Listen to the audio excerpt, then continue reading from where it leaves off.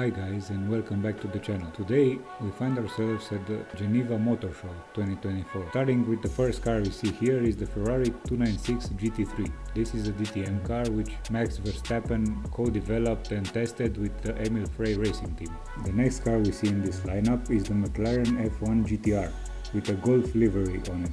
This one has the chassis number 028R, which marks the last F1 race car built by McLaren's factory. This is the hybrid-powered McLaren Speedtail, which is focused on straight-line speed and is the second car built by McLaren after the F1, which has a central seating position. And this is the Aston Martin Valkyrie, which has the most powerful naturally aspirated engine in the world, the Cosworth 6.5-liter V12, which develops 1000 horsepower at 10,500 RPM. And here we have the Pagani Huayra in exposed blue carbon. And here Porsche's first supercar, the 959 from 1996, which was also fitted with Porsche's first version of their all-wheel drive system. When it appeared, it was the world's fastest street-legal production car. And here we have the Bugatti Veyron Supersport in full blue carbon body. And here we have a classic icon, the Ferrari F40, which was produced celebrating Ferrari's 40th anniversary, and it was the last car that was approved by Enzo Ferrari himself. And moving on to one of the successors of the F40, here we have the Ferrari LaFerrari, which is their first car with a hybrid powertrain. And staying with the hybrid, this is McLaren's supercar, the P1. Next to that, we see the race version, the P1 GTR, which celebrated 20 years since their victory at Le Mans 24 Hours in 1995. And another Italian icon is this Lamborghini Countach, built from 1974 to 1990 and designed by Marcello Gandini from Bertone. With its mid-mounted V12 engine and the looks to match, it was the poster car for almost every 80s and 90s kid.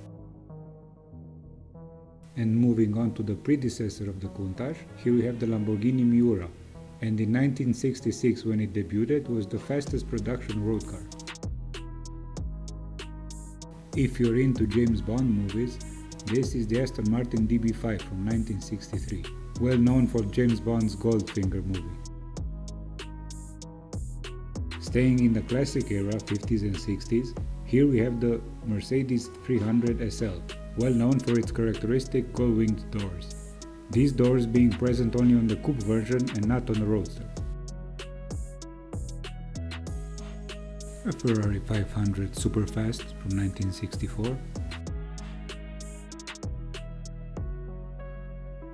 This huge thing is 6 meters long and it's a Bugatti Royale. It was built between 1927 and 1933 and it's equipped with a straight 8-cylinder engine but with 12.8 liters of displacement. The output was 300 horsepower and 1,186 Newton meters of torque. It also weighed a little bit over 3 tons.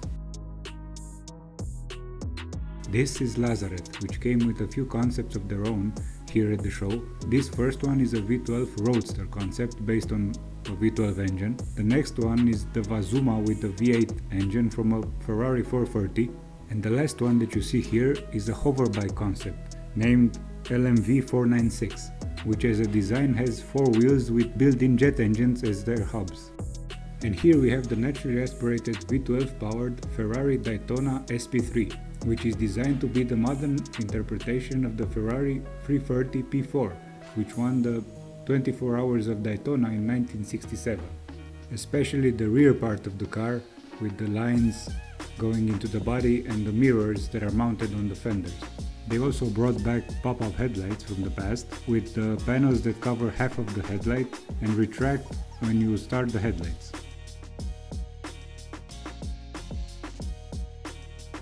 This caged animal here is the Lamborghini V12 GT, which is a Lamborghini concept car built for a video game, Gran Turismo 7. This is based on a powertrain from the Lamborghini Sian, the V12 hybrid powertrain. There has been only one prototype built, so it's quite unique, and it has all the open aero elements, somewhat reminding you of the Aston Martin Valkyrie. This what you see here is the Lancia Abarth 037. which is a Group B rally car that raced in the 80s, and it's powered by a 2-liter turbocharged inline-4 engine that develops 280 horsepower. This one, however, is the Lancia LC2, which is a race car developed for Group C in the 1980s. It's one of many cars in the LC2 series, which represents the collaboration between Lancia and Ferrari. And here we have a lineup of Lancia Delta HF Integrale, which was a 4-wheel drive version of the Lancia Delta designed for the Group B Rally in 1985, with which they had a lot of success by winning a lot of championships in the Group B. And now moving on to the modern versions of the rally cars. This is the Chimera Evo 37, which is a remake of the old Lancia 037 Group B rally car from 1980s. It's a 2.1-liter 4-cylinder engine which is both turbocharged and supercharged, and it develops 505 horsepower, considering that the car only weighs 1050 kilograms. So it's a pretty good power to weight ratio. The car is equipped with a sequential manual gearbox, the same gearbox that was used on the Audi R8 and the Lamborghini Gallardo. They also built the second version, the Evo 38.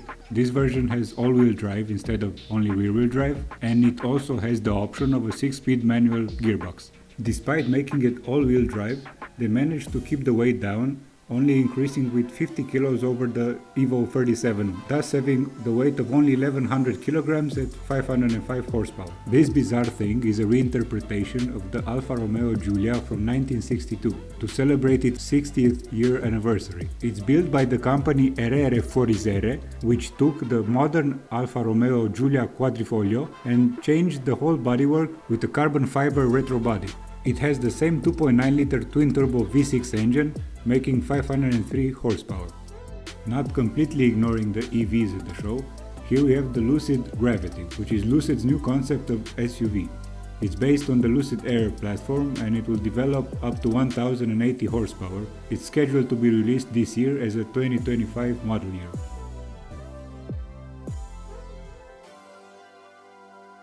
Lucid also brought their Air Sapphire edition here, their most powerful version with 1234 horsepower and almost 2000 Nm of torque. And also, while being here at the Lucid stand, I end up this video with the tour of Geneva Motor Show, which wasn't as I expected, and most of all, it definitely wasn't like the past years when everybody was coming. This year, for some reason, a lot of brands and manufacturers didn't come, so it was the weakest year of Geneva Motor Show. I hope you enjoyed the video with the cars that you saw here, and most of all, don't forget to subscribe, hit the notification bell and give a like. It helps me with the algorithm, and so I will be able to get access to more cool cars, shows and events, so keep in touch, and until next time, drive safe, and I'll see you soon in the next video. Ciao!